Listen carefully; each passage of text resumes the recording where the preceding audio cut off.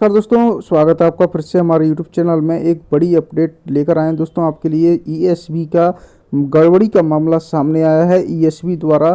तो चलिए दोस्तों आपको बता देते हैं क्या है मामला। हमारे चैनल को सब्सक्राइब कर लीजिए ऐसी अपडेट पाने के लिए और बने रहिए हमारे साथ हमारे यूट्यूब चैनल पर। तो दोस्तों एग्जाम में एक जैसा प्रश्न पूछा गया है। पहली शिफ्ट में मार्क्स दे दिए और दूसरी में प्रश्न निरस्त कर कई उम्मीदवार डिस्क्वालीफाई भी कर दिए। उच्च माध्यमिक शिक्षक पात्रता परीक्षा 2023 का है मामला। पूरे अंक नहीं मिलने पर पक्षपात के आरोप लगाए गए हैं। तो आपको बता देते हैं दोस्तों, मध्य प्रदेश कर्मचारी चयन मंडल ईएसबी द्वारा आयोजित उच्च माध्यमिक शिक्षक पात्रता परीक्षा 2023 को लेकर विवाद सामने आया है।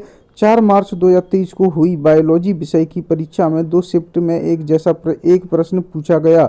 दूसरी शिफ्ट में पूछे गए प्रश्न के अनुवाद को गलत बताकर निरस्त कर दिया गया, जबकि पहली शिफ्ट में हुई परीक्षा में इसी तरह का एक प्रश्न पूछा गया, मान्य पूर्ण कर 1 अंक दिया गया। इस तरह दूसरी शिफ्ट में इस प्रश्न को निरस्त होने के कारण उम्मीदवारों को पूरा अंक नहीं मिला, जिससे उन्हें बाहर होना पड़ा। उम्मीदवारों का कहना है कि इस लापरवाही के कारण उनका करियर दांव पर लग गया है। इस पात्रता परीक्षा के बाद उच्च माध्यमिक शिक्षक भर्ती के लिए सिलेक्शन टेस्ट भी आयोजित हो चुका है। ईएसबी ने पक्षपात किया है। इस शिफ्ट के उम्मीदवारों को पूरे अंक मिलने के कारण लाभ मिला और एक शिफ्ट के उम्मीदवारों को उम्मीदवार दशमलव दोनों शिफ्ट में एक जैसा नियम लागू होना चाहिए। यदि दोनों शिफ्टों में एक समान रूप अंक दिए जाते हैं तो वे को भी क्वालिफाई होते और इस सिलेक्शन टेस्ट में शामिल हो पाते। दोस्तों एक ही प्रश्न दोनों शिफ्टों में पूछ लिया है, लेकिन एक शिफ्ट में उसे अमान्य कर यानी गलत बता दिया और अंक नहीं दिए, लेकिन पहली शिफ्ट में उसे अंक दे दिए। ईएसबी और डीपीआई को भी इन्होंने शिकायत की है। रिजल्ट को रिवाइज्ड करने की भी मांग की है। उदाहरण दिए गए हैं दोस्तों इसमें। पाली में बैठे अभ्यर्थियों के अंक कटे हैं।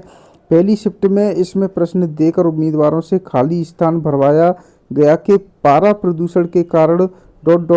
होती है। इसके ऑप्शन में उत्तर मिनामात रोग रहा, यानी जिस उम्मीदवार ने भी मिनामात रोग के ऑप्शन को सिलेक्ट किया उन्हें पूरा अंक दिया गया। और वहीं दोस्तों दूसरी शिफ्ट में पूछा गया कि मिनामाता रोग किसके विषैले प्रभाव के कारण होता है। तो इसमें दिए गए ऑप्शन में एक उत्तर था दोस्तों पारा। तो पारा भी था। उम्मीदवारों ने अपने उत्तर में पारा को सिलेक्ट भी किया, लेकिन ईएसबी ने इस पूरे प्रश्न को निरस्त कर दिया और कारण बताया कि इस प्रश्न में हिंदी अनुवाद मिनामाता गलत है, इसका सही अनुवाद मिनीमाता है, इसलिए इस प्रश्न को निरस्त किया गया था।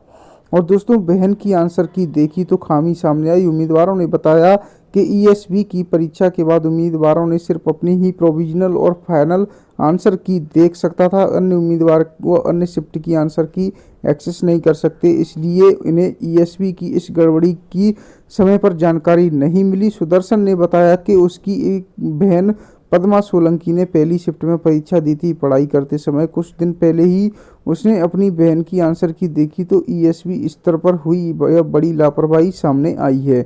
प्रश्न निरस्त हुआ तो सिर्फ 0.22 मार्क से क्वालिफाई नहीं हो सकेंगे अभ्यर्थी। तो दोस्तों मामला काफ़ी बड़ा है। गड़बड़ होती रहती है। व्यापम में भी गड़बड़ होती थी, फिर पीईवी बदला तो पीईवी में भी अब ईएसबी में मामला देखने को मिल रहे हैं।